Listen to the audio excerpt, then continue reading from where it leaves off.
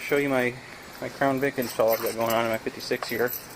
Here's the Crown Vic front suspension.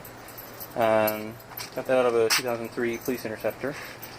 And here are the tubes that I've got welded into the frame here directly from the Interceptor chassis. I just cut them out of the frame there and welded them in. The frame is not perfectly flat right here where you have to bolt it in. So what I ended up doing was, if you can see that, cut the frame right here, flatten it out, and I'll end up welding in a piece right here. And that allowed me to bolt everything up flat there. So I still need to fill in this gap right here and put a little piece of metal right here. And then you just weld in your tubes here and here, and luckily in the 56 at least, in similar years, I think it's 53 to 56, they have the bump stop hole right here, and that's the center line for the original axle. So what I did is I just moved that forward a little bit to center the wheels and the wheel well, and that's where these end up poking into. So what I ended up doing to get it in there correctly is I drilled these first, and then once I drilled those, I put the Crown Vic under there.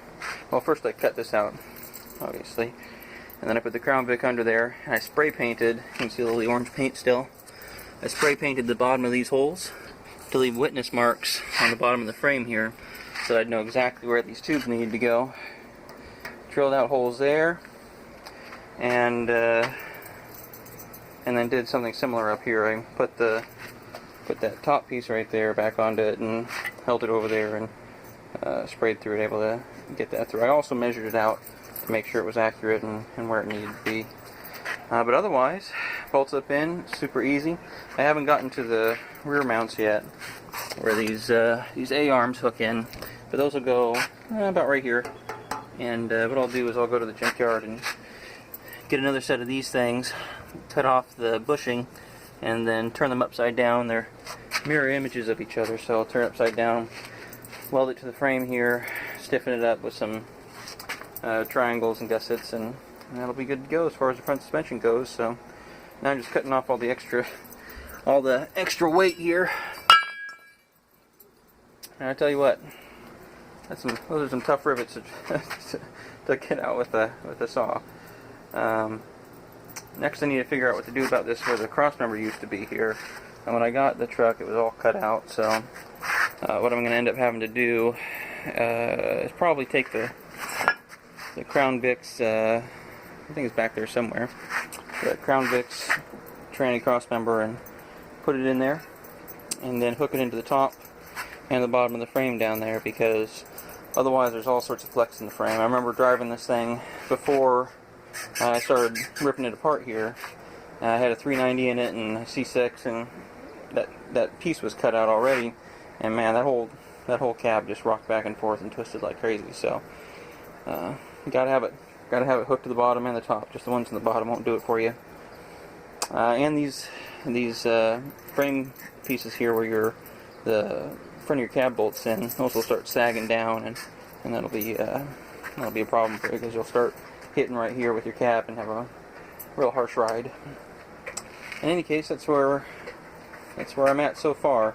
I had this rear axle from the Crown Vic in here, but it's just a little too wide, and it's not limited slip anyway. So what I'll probably end up doing is getting in over my head and getting independent rear suspension out of a Mark 8 or a Thunderbird or something, trying to weld it in here using that kit from Truck IRS. And otherwise, I'll just be using these bullet wheels here, and I'm going to try and use as much as I can of the Crown Vic. I've even got all the air conditioning and all that stuff, so I'll be trying to put that in, maybe using parts of this firewall to weld into my firewall, and get that working. Let's see. That's what we got for the frame. Like I said, it had a 390 and a C6 in it, and I just started thinking it sure would be nice to have fuel injection. So now what we've got is the the 4.6 and the 470 RW, whatever, the automatic transmission of the Crown Victoria. That's all going to be going in the truck, along with all the wiring and everything else for it. There's the air conditioning stuff for the Crown Vic that I'm going to be putting in, and then back here we've got all the wiring, the whole engine harness, body harness, everything going in there, all the way from engine to ABS to air conditioning. So at least that's the plan. Anyway, that's what we got so far. Thanks for watching.